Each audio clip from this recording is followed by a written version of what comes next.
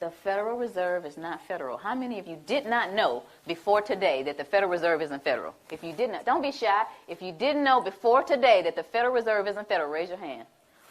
Most people don't know that. 9 out of 10 people that I asked off the street don't understand that the Federal Reserve is a non-auditable private banking cartel. They are collecting $36 million an hour in interest from the American people. $36 million an hour in interest from the American people. My children, my 2 children, were born $86,000 in debt based on the national debt. Now, why am I going to take away from those children to give to somebody that is going to be born in 2030? That's not going to happen. So that was my decision. It was very easy. You know, you think about stuff like fear. Oh, the IRS is going to get you. They're going to take your stuff. That's not important to me. Stuff's not important to me. My children are important to me. I'm one of those mothers that will roll up her sleeves with one leg and try to whoop you if you mess with my children. And I think that a lot of mothers are like that. So this is what my decision was. And I went on and started educating people.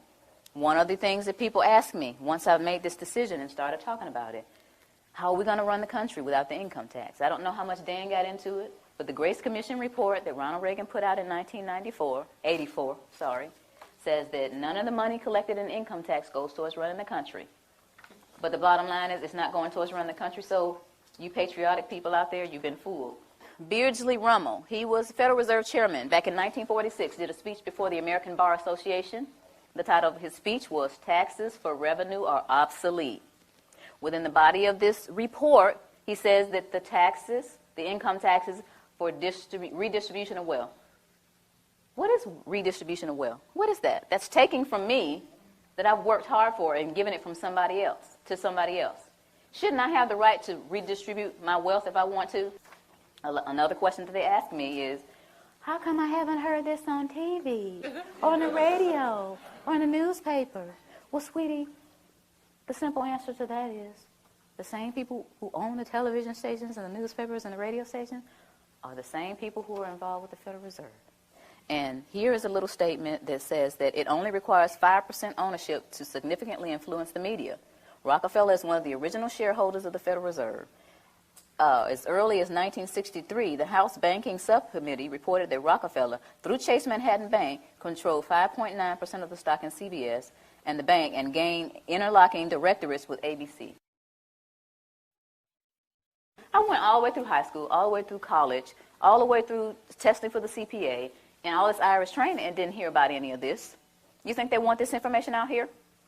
For you guys to eat up and chew up and find out what's really going on? I don't think so. Now, another one. Why don't we just tell our elected officials about this? And to make a really long story short, the We the People Foundation, the same people that put out this ad, put together a hearing. And these 40 researchers were going to ask the IRS and the DOJ these questions, and we're going to have this big meeting in Washington called the Truth and Taxation Hearings. Okay?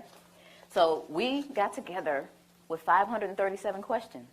So we sent them the 537 questions so they could research and have the answers, and what did they do? They reneged on coming. They signed off on it, but they reneged on coming. So you all didn't get to hear the truth. We went on and had the hearings anyway, put it on CD, marched around Washington, giving it to all 535 congressmen and senators. Please look at this information. We got stupid responses back like, thank you for visiting our offices in Washington. The next time you come to Washington, please visit us again. They don't care. Your presidents don't care. Another one that they ask me, or they'll say something like, well, this just sounds like it's some kind of conspiracy theory.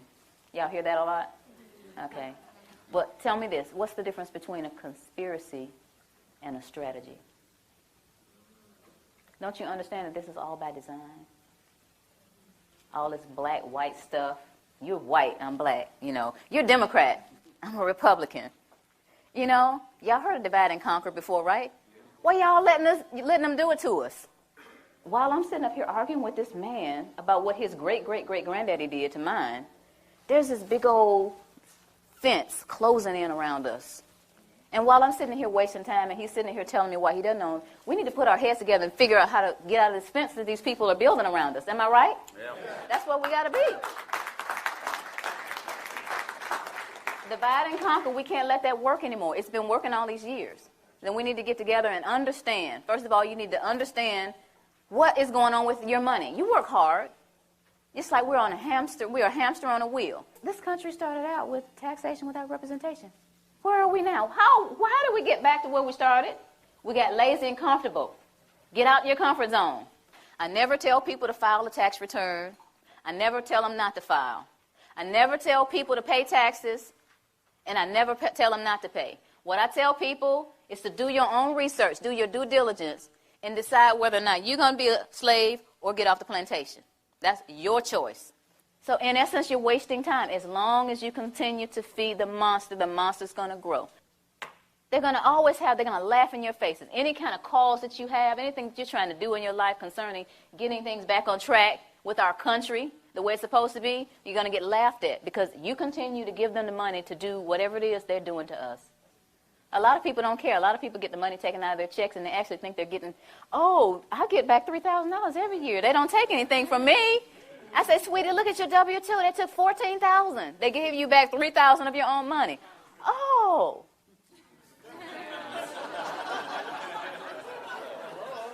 But the point is, if each of us understands where we are, who we are, and tries to do something about it, then we're going to get somewhere. This is a great country, but it's off track. And who's going to get it back on track? Yeah. Thank you. Thank you all.